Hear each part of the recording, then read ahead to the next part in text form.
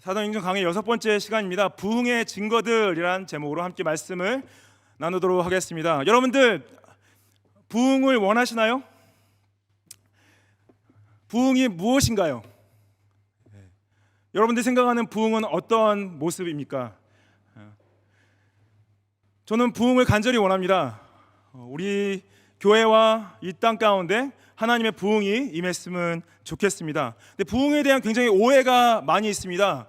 부흥이 일어났을 때 일어나는 그 증거들을 오해하는 분들이 많이 있는데요. 오늘 말씀에 하나님이 허락하신 부흥 가운데 어떠한 일들이 벌어지는지 하나님께서 이 말씀을 통하여서 저에게 보여주고 계십니다. 초대교회가 성령을 받고 나아가서 복음을 각 언어로 선포하게 됐을 때 사람들이 제자들에게 술 취한 거 아니냐 했죠. 그때 사도 베드로가 서서 역사상 초대교회 역사상 제일 첫 공적 설교를 하게 됩니다. 설교를 마치고 사람들이 물어봅니다. 우리가 어찌할꼬 그래요. 예수 그리스도의 그 공사역과 죽음과 부활과 그 승천하심과 그 다시 오심에 대한 그 소식을 들었을 때 사람들이 물어봅니다. 우리가 어찌할꼬? What shall we do? 그럴 때 38절 말씀에 베드로가 이렇게 말합니다.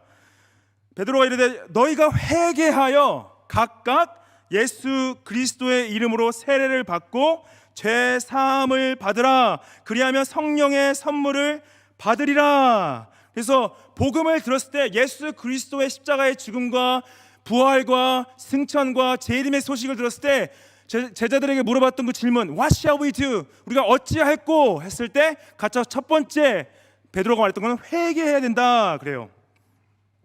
회개해야 된다. 이 회개는 잘못했어요 라고 말하는 것이 끝이 아니라 마음 가운데 자신의 죄를 향한 괴로움과 어려움과 정말 자신의 그 내면의 극악에 대해서 하나님 앞에 엎드려서 슬퍼하고 그리고 죄를 범하고 있다면은 그 죄를 끊어내고 돌아서서 하나님께 나아갈 때에 예수 그리스도를 삶의 주인으로 인정하고 그분을 따라가는 것이 회개임을 제가 말씀을 드렸습니다.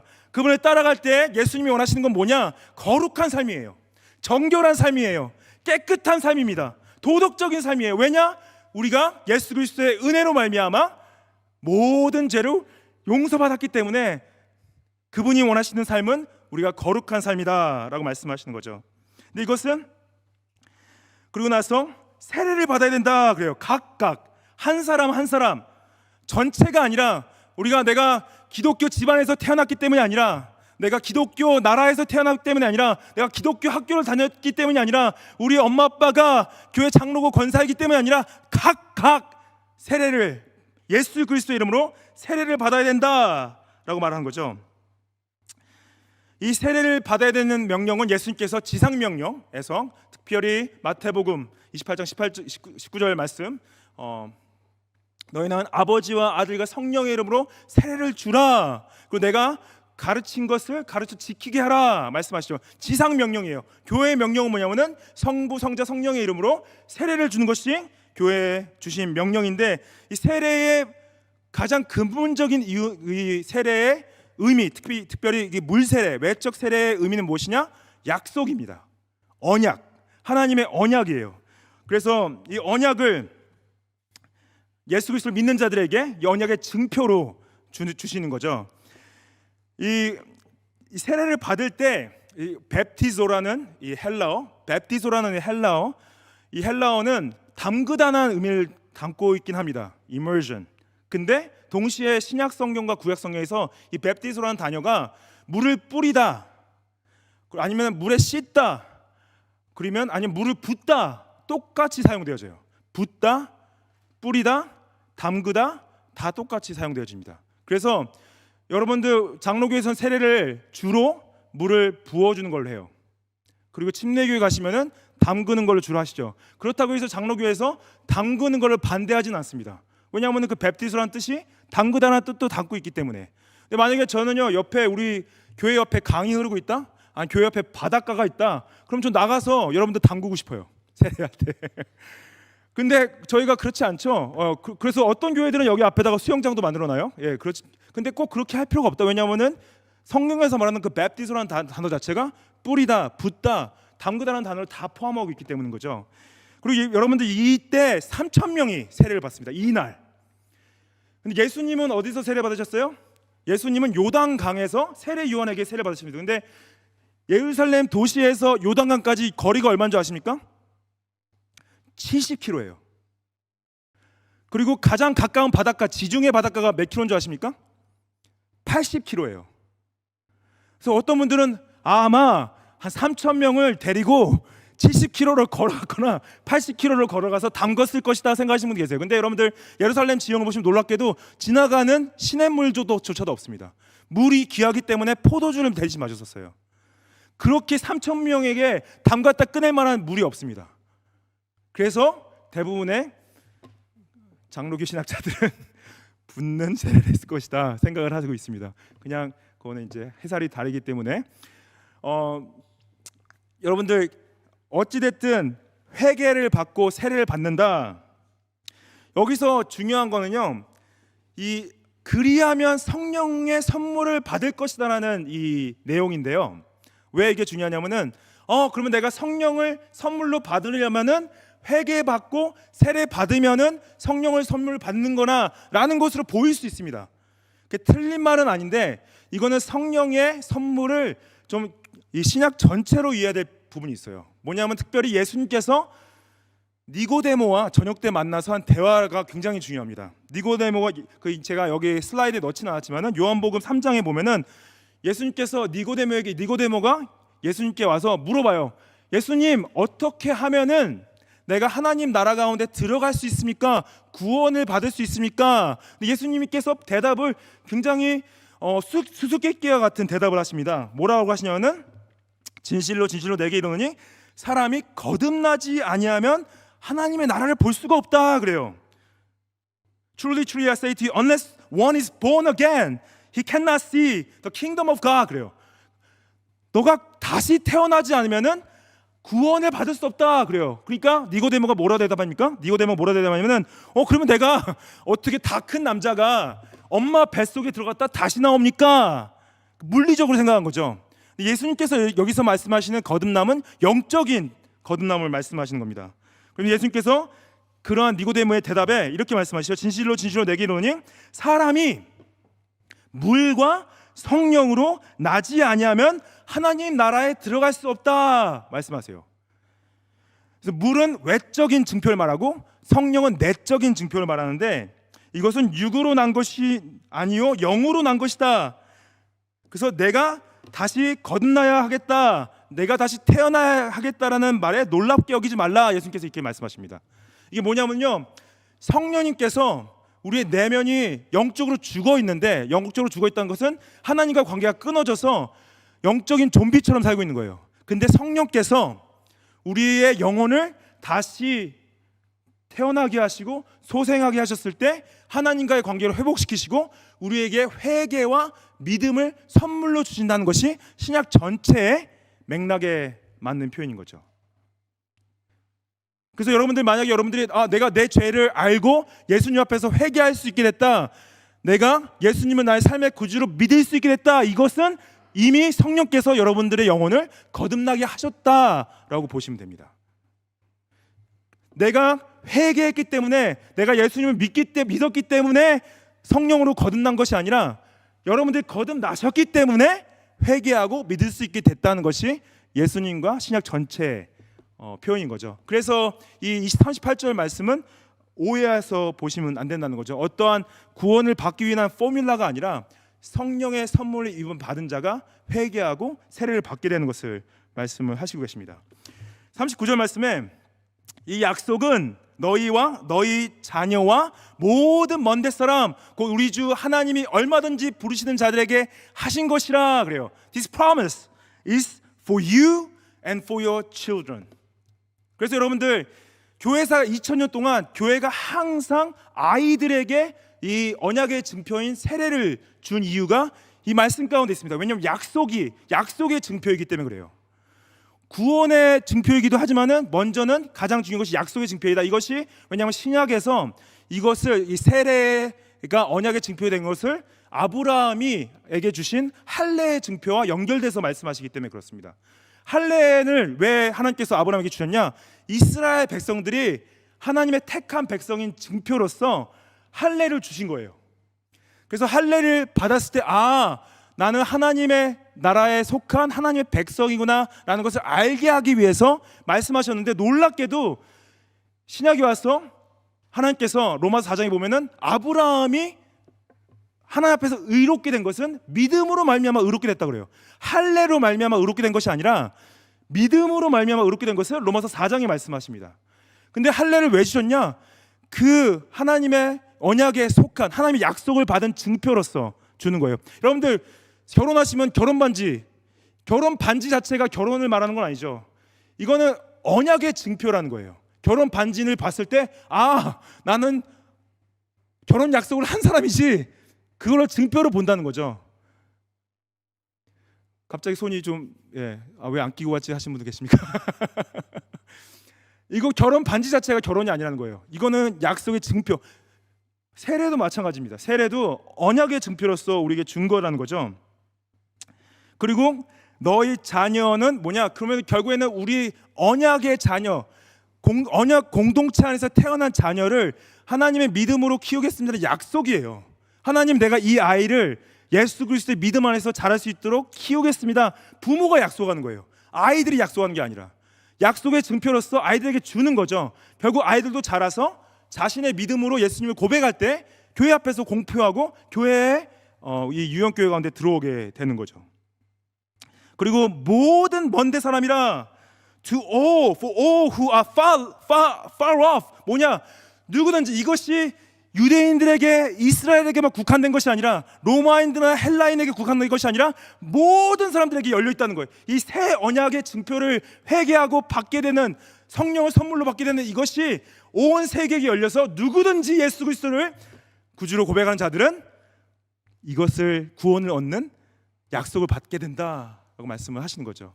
얼마든지 부르는 자들에게 하신 것이다. 그래서 40절 말씀에 여러 말로 확증하고 권하여 이르되 너희가 이 패역한 세대에서 구원을 받으라. Save yourselves from this crooked generation. 우리가 우리 자신을 구원한 게 아닙니다. 근데 여기서 분명히 하나님께서 은혜로 우리를 구원하시는데 Save yourselves, 이 패역한 세대에서 구원을 받으라 하는 건 뭐냐면은 구원으로 초대하는 거예요. 초대하는 거. 여러분들, 제가 말레이시아 갔을 때 수많은 선교사님들과 목사님들을 만나는 기회가 있었는데 제가 하기 좋아하는 질문이 하나 있습니다. 뭐냐면은 제가 처음 만나시면 이렇게 물어봐요. 선교사님은 예수님을 어떻게 만나셨나요? 우리 목사님은 예수님을 어떻게 만나셨나요? 물어봐요. 그러면은 여러 가지 대답하시는데 놀랍게도요, 여러분들, 진짜 놀랍게도 믿는 가정에서 태어나신 분들보다 안 믿는 가정에서 태어나셔서 본인이 제일 처음 믿게 되신 분들이 많습니다. 그리고 놀라운 것은 제가 이번에 지난번 말레이시아에서 이걸 2번이나 들었어요. 뭐라 하냐면은 나는 학교 다니는데 교회를 좀 나가고 싶었는데 아무도 자기를 초대를 안 했대요. 교회 오란 말을 안 했대. 그래서 자기가 혼자 나갔다고. 그 어떤 분들은 정말로 친구가 가자 해서 교회 왔다고 하는 거예요. 여러분들, 놀랍게도 여러분들 주위의 친구분들과 교회를 안 다니시는 분들이 여러분들의 초대를 기다리고 있습니다.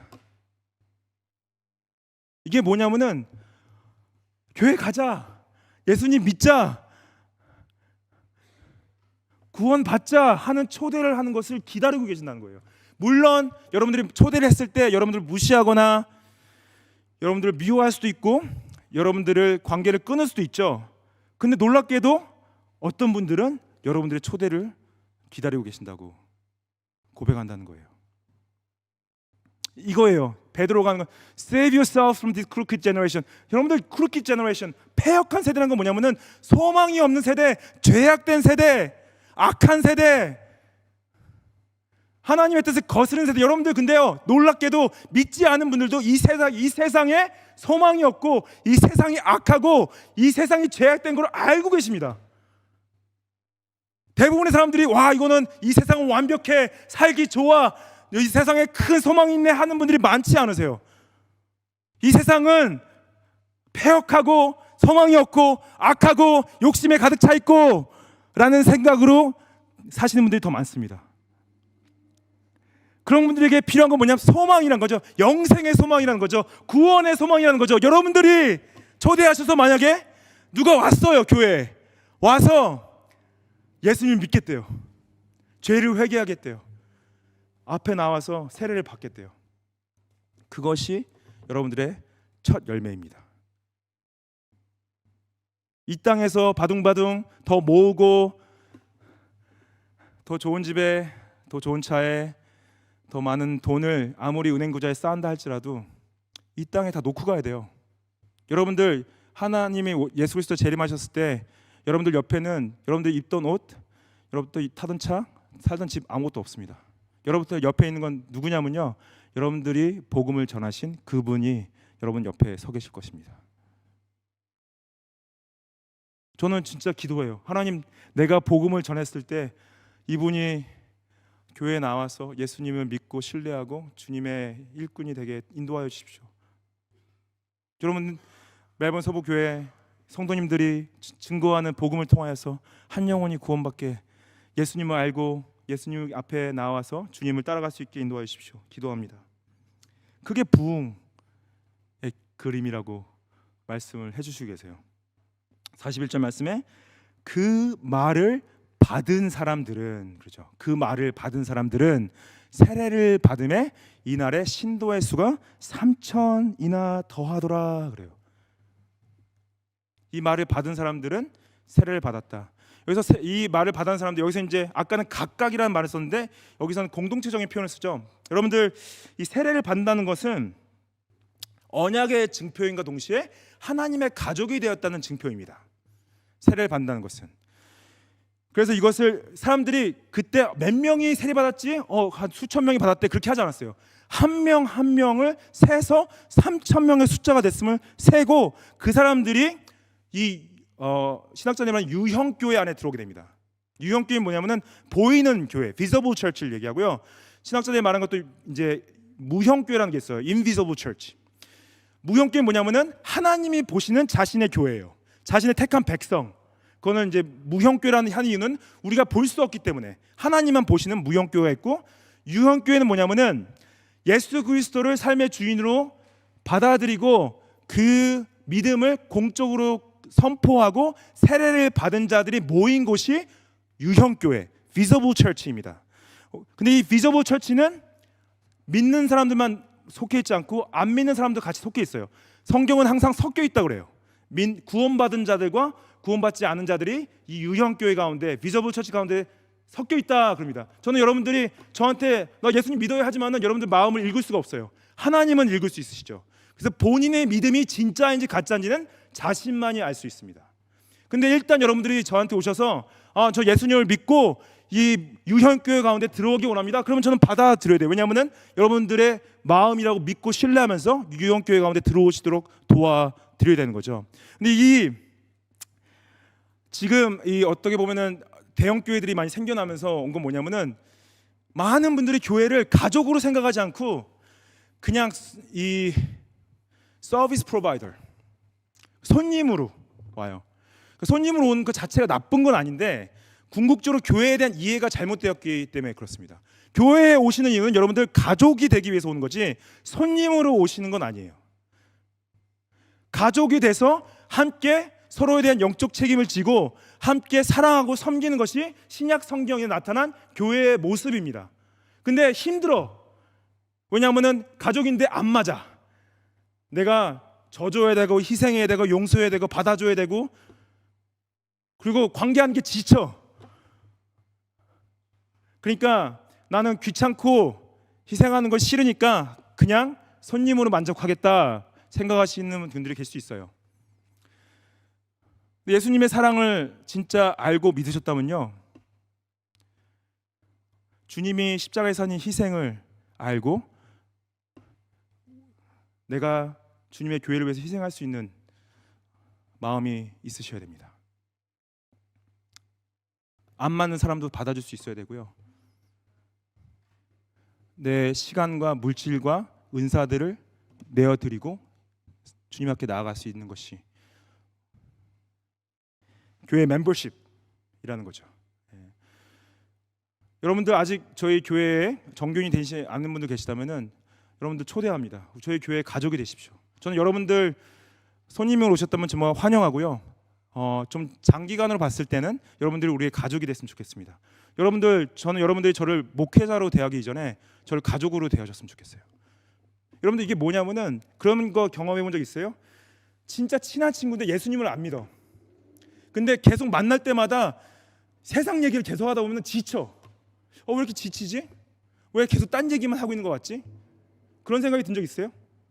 근데 어떤 사람을 만났는데 처음 만났어. 근데 예수님을 믿고 따른대. 근데 같이 얘기하는데 내가 힘을 얻어. 내가 은혜를 받아. 내가 영적으로 통해. 그런 경험 해본 적 있어요? 그게 관계라는 게 놀랍게도 여러분들 생명력 있는 관계는, 생명력 있는 교제는 예수 그리스도 안에서만 가능한 것입니다. 그래서 제가 정말 교회 안에서 안 믿는 남편분이나 안 믿는 아내분들 가지신 분들 계속 기도하고 중보하는 것은 무엇이냐? 그 가족이 정말로 그 하나 되기 위해서는 예수 그리스도를 믿어야지만이 가능하기 때문에 그런 거예요.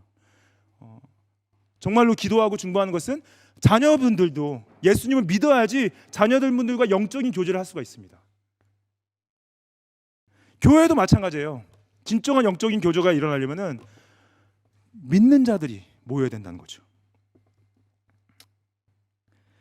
그래서 42절 말씀 보시면요, 이 3,000 이상 되는 사람이 모여서 집중한 것이 있는데 그들이 사도의 가르침을 받아 서로 교제하고 떡을 떼며 오로지 기도하기 힘썼다 그러죠. 그래서 힘쓴다라는 단어를 영어로 보시면은 devoted라고 써 있습니다. devoted라는 단어, 여기서 이제 힘쓰는 것은 헌신되다, 붙잡다, 그리고 끈질기게 하다, 인내하다라는 표현을 다 담고 있는데 그 싱클레어 퍼거슨이라는 목사님께서 이 단어를 번역을 중독됐다라는 표현을 썼어요. 중독됐다는 표현이 좀 안 좋은 의미를 담고 있지만은 여러분들 중독돼 본 적 있으세요 혹시? 무엇에? 모르겠어요. 게임에 중독됐다 아니면은 뭐에 중독돼 본 적 있으십니까? 그럼 그거 안 하면 못 살 것 같은 거 있죠. 그거 안 하면 못 살 것 같은 거. 그게 지금 이 초대교회 부흥이 일어났을 때 이것을 안 하면 못 살 것 같이 됐다는 표현이에요. 첫 번째 뭐냐? 사도들의 가르침을 받았다는 겁니다. 여기서 사도들의 가르치면 사도들의 개인적인 가르침을 받는 것이 아니라 사도들은 예수님의 권위를 받았는데 예수님이 어떠한 권위를 받았냐면 말씀의 권위를 받은 거예요. 그들이 예수님 말씀을 들었고 예수님의 죽으심을 보았고 예수님의 부활하심을 보았고 예수님 승천하심을 보고 그 보고 들은 것을 가르치고 있는 건데 그들의 권위는 순수하게 말씀의 권위입니다. 여러분들, 제가 목회자로서 여러분들에게 권위가 개인적으로 가지고 있는 권위는 아무것도 없어요. 제 권위는 말씀의 권위입니다. 제가 여러분들 여기 앞에 이렇게 높은 데 서는 거 이상하죠? 여기서 쓰는 것은 제가 어떤 권위이기 때문이 아니라 말씀의 권위 때문에 여기 위에 올라와 있는 거죠. 근데 이게 말씀을 받았다는 건 뭐냐? 이게 말씀에 중독됐다라는 건 뭐냐면요, 말씀을 너무 사랑하고 말씀을 따라가기 원하고 말씀을 듣기 원하고 말씀을 묵상하기 원하고 말씀을 적용하기 원하고 매일매일 삶 가운데서 말씀에 붙잡혀서 하나님을 따라가는 삶을 말합니다. 일주일 동안 다른 거 보고 다른 거 듣고 다른 거 생각하고 다른 거 하다가 주일날만 와서 듣는 말씀을 말하는 게 아니라 매일매일 삶 가운데서 각각 개인적으로 말씀을 피고 말씀을 읽고 말씀을 묵상하고 말씀을 듣고 말씀을 생각하고 말씀으로 하나님을 따라가 하나님을 사랑하기 원하는 그 붙잡힘. 여러분들 진짜 제가 간절히 원합니다. 멜번 서부교회가 말씀에 붙잡혀서 하나님을 진짜 사랑했으면 좋겠어요. 말씀 없이는 살 수 없으면 좋겠습니다. 말씀이 그냥 옵션이 아니라 나의 필요를 채우는 것이 아니라 정말로 말씀에 붙잡혀서 예수님을 따라갔으면 좋겠습니다. 여러분들 이런 사모함이 있으세요? 주님의 말씀을 사모하십니까? 두 번째는 교제했다 그러죠. 헬라어로 코이노니아. 제가 말한 이 코이노니아는 이미 제가 말씀드렸듯이 성도 안의 교제는요 그리스도 안에 있기 때문에 가능하고, 여러분들이 어느 나라에서 어느 교회 가든 그 교회를 가자마자 그분들과 교제하고 그분들과 영적인 교감을 나눌 수 있는 이유는 예수님 안에 있기 때문에 가능한 거예요. 제가 선샤인 교회 분들과 선샤인 교회 분들 정말 여러 아프리카에서 오시고 중국에서 오시고 섬나라에서 오시고 호주에서 오신 그분들과 영적인 교제를 할 수 있는 것은 우리가 모두가 다 그리스도 안에 있기 때문인 거죠. 떡을 뗐다. 여기서 보면은 breaking of the bread 할 때 이게 그냥, 물론 이제 나중에 나오는 말씀은 집 안에서 식사하는 걸 얘기하긴 하지만 여기서 말하는 breaking of the bread은 예수 그리스도가 성찬하실 때 찢었던 그 빵을 말하는 거죠. 성찬을 같이 하고 기도에 힘썼다 그래요. 그 성찬을 하는 건 뭐냐면은 성찬을 뗄 때 예수님의 십자가에서 살을 찢기시고 흘리신 피를 생각하는 복음을 선포하는 행위입니다. 그래서 그것을 바라봤을 때 자신의 영적인 것들을 검증하는 거죠. 내가 하나님 앞에서 바로 서고 있나, 하나님을 따라가고 있나. 그 다음에 기도하는 것은 여러분들 하나님과 대화하고 그분과 교제하는 거죠. 말씀으로 하나님 말씀 들었다면은 기도로서 나아가서 하나님께 반응하는. 여러분 기도하십니까? 하루에 5분 기도하세요? 무릎 꿇고 10분 기도하십니까? 기도는 교회 나와서만 하는 것이 아닙니다. 각자의 자리에서 기도를 해야 되는 거죠. 근데 이게 지금 말씀, 세례와 성찬인 성례, 이 기도, word, prayer, sacraments, 교제, 이거를 개혁신학자들은 뭐라고 하냐면은 일반적인 하나님의 은혜의 방편이란 말을 씁니다. Ordinary means of grace. Ordinary means of grace. 이거를 왜 평범하다, 일반적이다 하는 것은 뭐냐면은 보편적인 하나님께서 우리에게 은혜를 주시는데, 하나님의 은혜를 주실 때 우리에게 말씀과 기도와 성례와 교제를 통하여서 은혜를 주신다는 거예요. 이게 일반적인 방법이라는 거예요. 근데 여러분들 잘 보십시오. 진짜 교회에 부흥이 일어나잖아요. 교회에 부흥이 일어났을 때 나타나는 증거들이 이 일반적인 하나님의 은혜의 방편들입니다. 교회가 100명이 모여도요, 100명 중에 한 명도 말씀 보지 않고, 한 명도 기도하지 않고, 한 명도 성례하지 않을 수 있습니다. 그거는 부흥이 아니에요. 숫자가 부흥을 말하는 것이 아닙니다. 이 안에서 100명 중에 몇 명이나 말씀을 보고 있고, 말씀에 사로잡혀 있고, 몇 명이나 기도하고 있고,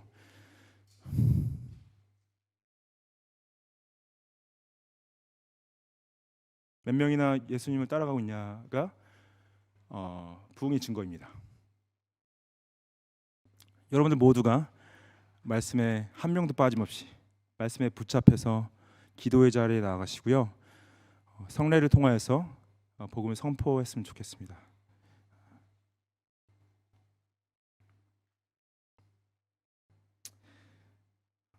초대교회는요, 목숨 걸고 말씀을 듣고 목숨 걸고 기도했고요, 목숨 걸고 말씀을 증거하면서 세례받고 성찬을 받았어요.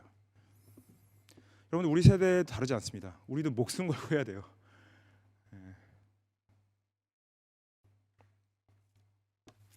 그래서 부흥을 원하십니까? 저는 원해요. 우리 교회 가운데 부흥이 임했으면 좋겠습니다. 그리고 이러한 하나님의 은혜가 충만하게 역사했으면 좋겠습니다. 43절 말씀 보시면 사람마다 두려워하는데 사도들로 말미암아 기사와 표적이 많이 나타났다 그래요. 그래서 두려워했다는 건 이 aw라고 영어로 돼 있는데, 이게 phobos, fear라는 단어, 두려움, 경외감이라는 단어인데, 이 두려움, 이건 뭐냐? 이게 어떠한 여러분들 탁월한 존재, 위대한 존재 앞에 섰을 때 엎드리게 되는 게 있어요. 와, 그런 어떤 경외감, 그 하나님이 역사하신 걸 느끼는 거죠. 여기서 사도들이 기적과 기사와 표적을 행했다 그래요. Wonders and signs. 이건 뭐냐면 예수님께서 자신의 권위를 사도들에게 주실 때 그들에게 동일하게 예수님이 하셨던 그 치유 사역과 축기 사역과 어떠한 그 기적들을 행할 수 있도록 하셨습니다. 그래서 사도들은 앉은뱅이를 일으킬 수 있었고요, 눈먼 사람들을 눈뜨게 할 수 있었고, 그 다음에 귀신 들린 자들을 귀신을 쫓아낼 수 있는 것들을 행했어요. 그렇다면 이렇게 질문하는 사람 있죠. 그러면 우리에게도 부흥이 임했을 때 이러한 사도적인 기적들이 일어나야 되지 않을까요? 하시는 분들이 계세요. 그리고 실질적으로 교회사 가운데서 그런 부흥이 일어났을 때 이런 기적들이 일어난 적이 많이 있습니다. 근데 여러분들, 사도, 예수님이 세우신 사도는 12사도 그리고 또 사도 바울로 끝났습니다. 더 이상 교회에서 사도를 세우지 않아요. 사도직으로 예수님의 권능을 행하지 않습니다. 왜냐? 이 성경이 66권이 교회에게 주어지면서 사도의 가르침이 완벽하게 증거되어졌고 사도들이 행한, 예수님이 행한 기사와 표적이 완벽하게 다 이루어졌기 때문에 말씀으로 충분히 우리가 하나님의 구원을 알 수 있기 때문에 더 이상 이런 표적이 필요 없어요. 왜냐? 그래서 나는 그래도 기적을 보기 원합니다, 표적을 보기 원합니다 하시는 분들이 계셨어요. 지금도 있을 수 있어요. 나도 표적 보기 원해요, 기적 보기 원해요. 근데 예수님께서 그런 표적과 기적을 구했던 유대인들에게 뭐라 하시냐면은 내가 줄 것은 요나의 표적밖에 없다 그래요. 요나의 표적이 뭐였습니까? 요나가 물고기에 들어가서 3일 만에 나온 거죠. 그거 예수님이 자신이 십자가에서 죽으시고 3일 만에 부활하신 걸 말씀하시는 거죠. 그게 가장 큰 표적인 거예요. 근데 표적을 구하는 분들의 가장 큰 특징은 뭐냐면요, 말씀은 읽지 않고 말씀을 읽기보다는 그냥 보여지는 표적을 찾는 데 문제가 있는 거예요. 정말 하나님께서 원하신 것은 표적을 사모하는 것이 아니라 말씀을 사모하기 원하신다는 거죠.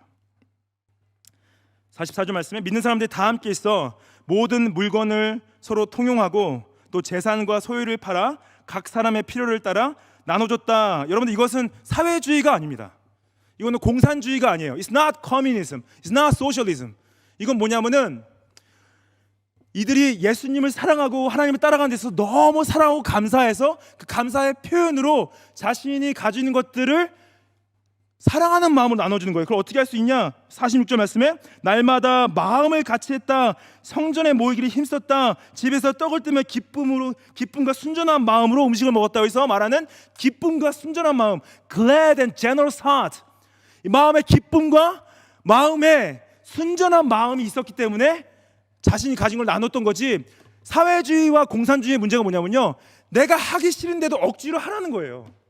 이거를 합법화시켜서 내가 가진 걸 무조건 다 나눠야 돼, 내가 가진 거를 내가 싫어도 나눠야 돼. 그거는 하나님이 원하시는 방법이 아닙니다. 하나님은 지극히 인격적인 하나님이시고, 여러분들, 하나님께서 여러분들에게 너는 헌금 내야 돼 억지로 명령하신 적 없습니다. 하나님께서는요, 내가 너에게 허락한 것에 대한 감사함으로, 내가 너에게 부어준 은혜에 대한 기쁨으로 헌금하라 하시지, 내가 교회 가면 꼭 헌금해야 돼, 헌금 안 하면 내가 저주를 낼 거야, 그렇게 말씀하신 적 한 번도 없어요. 하나님 우습게 만들지 마십시오. 하나님은 사회주의의 하나님, 공산주의의 하나님이 아닙니다. 진짜 하나님을 기뻐한다, 하나님을 순전한 마음을 가지고 있는 분들은 마음껏 하십시오. 기쁨으로 하십시오. 행복함으로 하십시오. 이건 부흥의 증거인데요, 부흥의 증거는 뭐냐면 물질로부터 자유하신 분들이 나타나기 시작하는 거예요. 다시 한번 말씀드릴게요. 부흥의 증거는요, 물질로부터 자유하신 분들이 나타나시는 거예요. 종교적으로 하시는 분들은 이건 내 거야, 이건 내가 붙잡아야 돼, 나는 이거에 매여 있어, 이거 없으면 살 수 없어, 그것이 종교적인 거고요. 이건 다 하나님께서 허락하신 거야. 내가 기쁜 마음으로 내 필요 이상의 것들 있다면은 일부를 떼서 하나님께 더 드려야지. 그게 자유함이에요.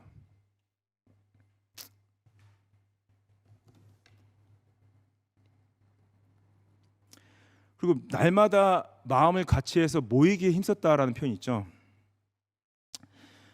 여러분들, 제가 물론 팬데믹을 이유로 들 수도 있겠죠. 우리가 이제 좀 사회적 거리두기 좀 해야 되고 같이 모이는 거에 좀 불편하고 힘드니까 가끔만 모이고 모이는 거 좀 덜 해야 되겠다 생각할 수 있는 분들이 계세요. 근데 성경은요, 부흥의 증거로서 모이기에 힘쓰는 것을 말합니다. 함께하기 원해요. 함께하기 원해요. 근데 함께한다는 것은 굉장히 큰 희생이 따릅니다. 여러분들, 그렇죠? 함께하는 것은 희생이 따라요. 근데 함께할 때 하나님께서 역사하신다고 약속하세요. 함께 모여서 먹고 나누고 함께 기도하고 말씀을 나누고 함께 서로를 위해서 중보하고 세워주고 힘이 되어지고 회복하고 치유되어지고, 그런 것이 이 초대교회 부흥의 증거였다 말씀을 하십니다. 47절에 하나님을 찬미하며 또 온 백성에게 칭송을 받으니 주께서 구원받는 사람을 날마다 더하게 하시니라. 그렇죠. 여러분들의 그 모임 가운데, 섬김 가운데, 희생함 가운데, 사랑함 가운데, 말씀 보는 가운데, 기도하는 가운데, 교제하는 가운데 여러분들을 통하여서 한 영혼이 주님 앞에 나와 믿음을 고백하고 세례를 받고 교회의 일원이 돼서 성장하는 그 그림이 부흥의 증거라고 말씀을 하십니다. 여러분들 축복합니다. 네, 여러분들 힘내십시오. 우리 잘할 수 있습니다. 왜냐하면 하나님의 은혜로 하는 거기 때문에 그런 거죠. 우리의 힘으로는 할 수 없습니다. 하나님께서 우리에게 힘 주시고요, 능력 주시고 우리가 기도할 때 하나님의 부흥을 허락하실 것입니다. 하나님께서 주시는 부흥을 향하여서 매번 서보기가 신실하게 앞으로 나아갔으면 좋겠습니다.